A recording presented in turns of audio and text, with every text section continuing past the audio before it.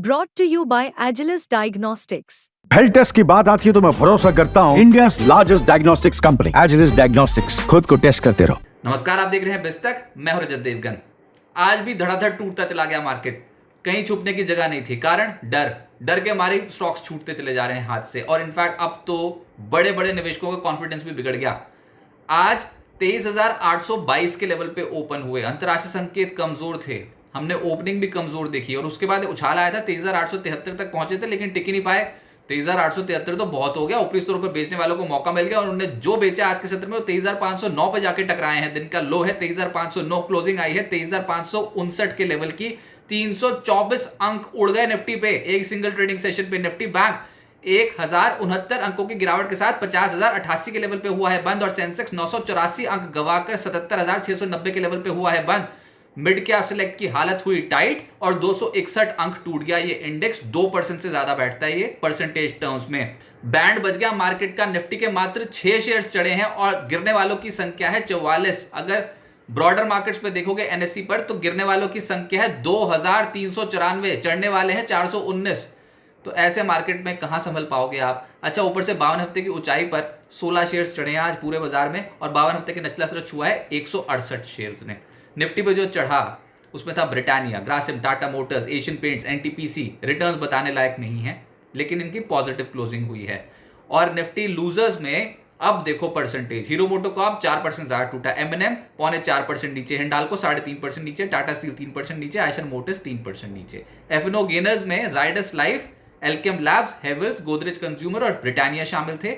लेकिन गिरने वालों में जीएनएफसी 7.5% टूटा, मेट्रोपोलिस 0.6% टूटा, ग्रैन्यूल्स 5% से ज्यादा टूटा, आरबीएल बैंक, बायोकॉन 4.5% से ज्यादा टूटे। मिड कैप गेनर्स में केएनआर कंस्ट्रक्शन, रिजल्ट्स इंपैक्ट 8% उछल गया ये स्टॉक। सुवेन फार्मा 4.5% ऊपर, Ashoka, Buildcon, PPL pharma, MedPlus, इन स्टॉक्स में 3.5% से 0.4% की तेजी बनी। वेक्टर फूड जैसा स्टॉक भी आज तेज था लेकिन गिरने वालों की सूची बहुत ज्यादा है आज मार्केट पे। ग्रीव्स कॉटन 10.5% पोस्ट रिजल्ट्स नीचे, सुप्रजीत 9.5% नीचे, टेक्नो इलेक्ट्रिक 9% ज्यादा टूट गया। सुजलॉन, अनंतराज, मोतीलाल ओसवाल, इन स्टॉक्स में 7% से 9% का क्रैक पड़ा है। मिड कैप्स की तो बैंड बजी हुई है मार्केट में। बाजार में चौतरफा बिकवाली देखने को मिली है। Realty, PSU banks, private banks, autos, oil gas, financials, pharma सब सेक्टर पटे हैं आज। रियल एस्टेट इंडेक्स ही 3% नीचे है। Brigade, Raymond Prestige, Mahindra Lifespace, Oberoi Realty 3% से 4% ढेर हो गए। पीएसयू बैंक्स इंडेक्स ही 3% नीचे है। तो PSB, UCO bank, central bank, IOB, bank of Maharashtra, ये छोटे वाले जो बैंक्स हैं ये 4% से 6% नीचे आ गए। प्राइवेट बैंक इंडेक्स ही 2% नीचे है। तो आरबीएल बैंक, बंधन bank, IDFC first bank, city union bank, IndusInd bank, HDFC bank सब लालम लाल मामला है। स्क्रीन देखने लायक है ही नहीं ना, आज स्क्रीन ही पूरी लाल थी। ऑटो इंडेक्स में Hero MotoCorp, MNM, Motherson Sumi, Eicher Motors, Apollo Tyres सबकी बैंड बजी हुई थी। ऑयल एंड गैस स्पेस में Castrol, Oil India, GSPL, MGL, Petronet, GAIL, Reliance Industries, इन स्टॉक्स पे गिरावट थी। रिलायंस इंडस्ट्रीज आज 1.5% नीचे है। फाइनेंशियल्स में HDFC, AMC, Chola finance, Shriram finance, ICICI Pru, MCX जैसे स्टॉक्स में आज गिरावट ज्यादा देखने को मिली। और फार्मा स्टॉक्स जहां पर छुप सकते थे ट्रेडर्स, इन्वेस्टर्स, इस समय फार्मा इंडेक्स के स्टॉक्स में भी खरीदारी नहीं हो रही है और वहां पर भी ग्रैन्यूल 4.5% नीचे, बायोकॉन 4% नीचे, जेबी केमिकल फार्मा, ग्लैंड फार्मा, कलैप सब में गिरावट देखने को मिली है।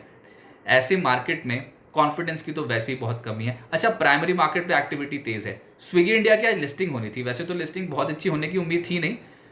इश्यू प्राइस 390 का था लेकिन लिस्टिंग अच्छी हो गई सरप्राइजिंगली। 420 रुपए पे ओपन हो गया 7.7% प्रीमियम के साथ। और जो क्लोजिंग हुई वो थी 464 की, यानी कि 19% का रिटर्न अपने डेब्यू पे देगा स्विगी इंडिया। तो अच्छी लिस्टिंग कही जाएगी। फिर एक्पी सोलार की आज लिस्टिंग हुई, खराब लिस्टिंग। 289 का इशू प्राइस था, ओपनिंग हो गई 251 की, 13% डिस्काउंट पे और क्लोजिंग भी 12.5% गिरावट के साथ ही हुई है 255 रुपए पे। तो खराब लिस्टिंग थी।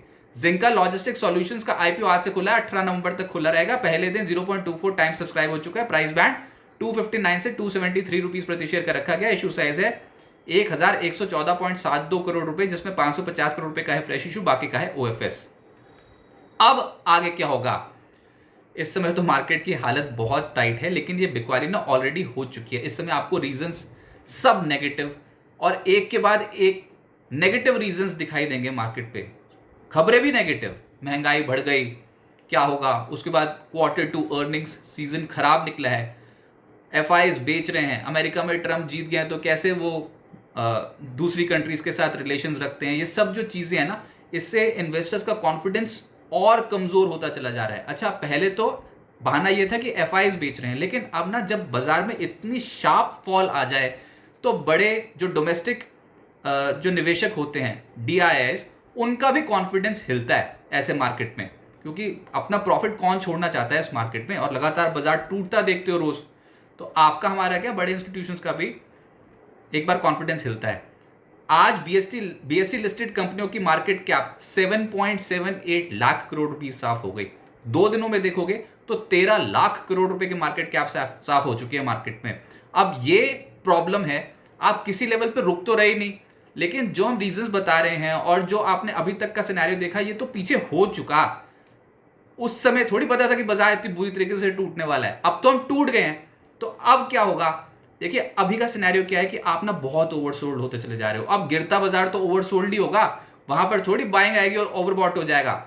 मिसाल के तौर पे निफ्टी 500 के 13% शेयर अपनी 20 दिनों के औसत के ऊपर हैं, फिर निफ्टी 500 के 12%, मात्र 12% शेयर अपने 50 दिनों की औसत के ऊपर हैं। निफ्टी 500 इंडेक्स के 19% शेयर ही ऐसे हैं जो अपनी 100 दिनों के औसत के ऊपर हैं। बाकी सब ट्रेंड डाउन है, गिरावट वाला ट्रेंड है।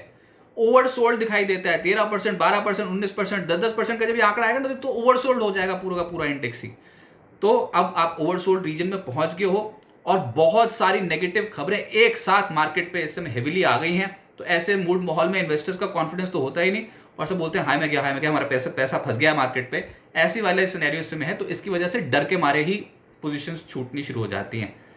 ये सिर्फ ट्रेडर्स के लिए है, इन्वेस्टर्स के लिए बहुत बेहतरीन मौका आएगा। बताओ, गिरते बाजार में नहीं खरीदोगे तो फिर चढ़ते बाजार में फिर कहीं ना कहीं बाजार फंसाएगा। अभी के मार्केट में पेन ज्यादा दिखता है, लेकिन भाव भी आकर्षक आपको गिरते बाजार में ही दिखाई देंगे। तो एज इन्वेस्टर यस, धीरे धीरे करके पोर्टफोलियोज को बिल्डअप करना शुरू कर सकते हैं, चाहे म्यूचुअल फंड में करें, चाहे इंडेक्स फंड में करें, चाहे ETFs में करें, चाहे डायरेक्टली स्टॉक्स पे एक्सपोजर ले अगर आपकी पकड़ बहुत ज्यादा है तो। लेकिन हाँ, ये मौके बहुत कम बार हमने देखा है। अच्छा, मिसाल के तौर पे ये भी आपको बताएं कि निफ्टी मौजूदा लेवल्स जो अब टच हो रहे हैं आज, वो है 200 दिनों की औसत, जो कि आ रही है 23,542। अब ये 200 दिनों की औसत अगर आप डेटा देखो तो मार्च 2023 में टेस्ट हुई थी, अक्टूबर 2023 में टेस्ट हुई थी, जून 2024 में इलेक्शंस के टाइम पे टेस्ट हुई थी, और अब नवंबर में 2024 में टेस्ट हो रही है। और आप देखना पिछला पैटर्न कि ये जो 4 बार आपने औसत को टेस्ट किया, इसमें समय गुजारा, तो उसके बाद फिर बाजार ऊपर गया। एकदम से ऊपर तो इस समय जाएंगे नहीं, क्योंकि ये एक बार की प्रॉब्लम है अर्निंग्स की, या फिर आने वाले समय के लिए भी अर्निंग्स खराब आने वाली है, इसी के ऊपर प्रश्न चिन्ह लगा हुआ है। इतनी बुरी आफत आ रखी है मार्केट पे अभी। पर हाँ, इन स्तरों पर आकर ना बहुत एग्रेसिवली जो टूटते चले जाते हो ना, वो थोड़ा बियर्स को भी कॉन्फिडेंस उतना नहीं आता है, अनलेस एंड अनटिल बहुत ही कोई नेगेटिव खबर आ गई जिसको आपने फैक्टर इन नहीं कर रखा हो। लेकिन अभी तो बहुत सारी चीजें डिस्काउंट हो गई हैं मार्केट में। अब सपोर्ट जोन्स गिरते बाजार में ढूंढना जो बहुत मुश्किल होता है, पर फिर भी कुछ तो लेवल्स मार्क करके रखेंगे। तो पहला लेवल जो शॉर्ट टर्म ट्रेडर्स के लिए वो है 23,380।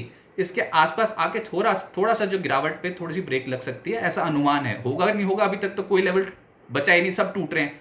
तो 23,380 हो गया पहला लेवल। उसके बाद जो रेंज जो निकल के आती है, जिसमें हेड एंड शोल्डर का ब्रेकडाउन आया है, और उसके बाद उसके टारगेट्स भी तो लगेंगे नीचे, तो वो आएगा 23,200 से 23,250 वाला जो लेवल है ना, वहां पर ये लेवल 23,200 23,250 की रेंज बहुत इंपॉर्टेंट होगी मार्केट के लिए। इसके नीचे भी जा सकते हैं वैसे, लेकिन पहले तो हम इंपॉर्टेंट लेवल्स मार्क डाउन करके चलें, जो हमने ऊपर से एक पैटर्न देख के नीचे कुछ लेवल्स आइडेंटिफाई करते हैं कि कहां तक जाएगा।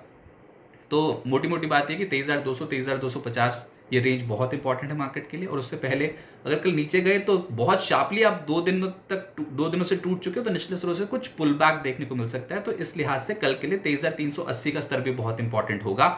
लेकिन तकलीफ ज्यादा है, कोई भी पुल बैक आएगा तो फिर बिकवाली होगी, ये भी बात पता है। ट्रेंड ओवरऑल तो नेगेटिव ही है।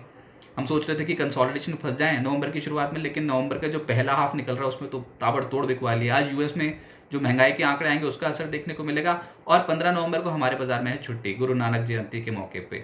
लेकिन फिलहाल बाजार की हालत बहुत टाइट हो गई, तो ये एक और हफ्ता जो है वो बाजार का नेगेटिव जा रहा है, और बुरी तरीके से नेगेटिव जा रहा है। लेकिन आप धीरे धीरे लॉन्ग टर्म एवरेजेस के आसपास आ चुके हैं। आप वक्त गुजार सकते हो, डेफिनेटली 200 दिनों के औसत के नीचे भी गुजार सकते हो। बहुत सारे स्टॉक्स आपको 200 दिनों के औसत के नीचे भी दिखाई दे जाएंगे। लेकिन अगर ऊपरी स्तरों पर प्रॉफिट लॉक नहीं कर पाए ना, तो इन स्तरों पर हड़कंप में बेचने वाली मार्केट ये नहीं होगी। संभल कर सिस्टमैटिकली इन्वेस्टमेंट करने वाली मार्केट बनेगी अब अगले 1-2 महीने।